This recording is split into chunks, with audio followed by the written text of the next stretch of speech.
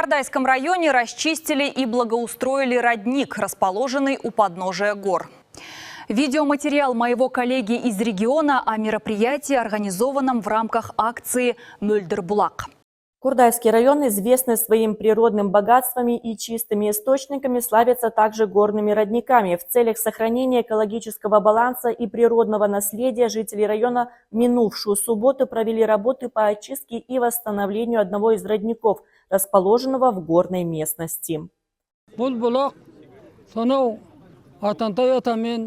Данный родник расположен вблизи зимовок предков Амантай-Ата и Сукпек-Ата. В прежние годы это место использовалось для выпаса скота. Здесь располагались летние и зимние пастбища. Родник обеспечивал водой целый аул, однако со временем его дебит значительно снизился. В этой связи возникла необходимость его восстановления и возрождения.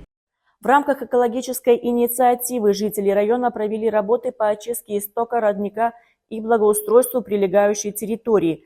После восстановления водного потока участок приобрел ухоженный и благоустроенный вид. По словам акима района, данная работа реализуется в рамках поручения главы государства и является частью республиканской экологической программы «Таза Казахстан».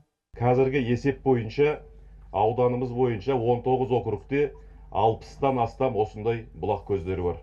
По данным района, в 19 сельских округах насчитывается более 60 подобных родников. Реализация проекта «Мөлдір-бұлақ» рассматривается как пилотная инициатива, направленная на привлечение населения и туристов, а также на дальнейшее вовлечение молодежи в природоохранную деятельность.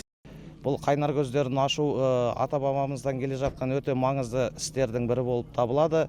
Очищение и восстановление родников является одной из традиционных ценностей, передающихся из поколения в поколение. Вода – источник жизни, и наша обязанность беречь и сохранять природные ресурсы. Следует отметить, что в экологической акции приняли участие представители учреждений, руководители государственных органов, акимы сельских округов, а также представители старшего поколения и молодежь. В ходе мероприятия также были высажены саженцы деревьев, что способствовало благоустройству прилегающей территории.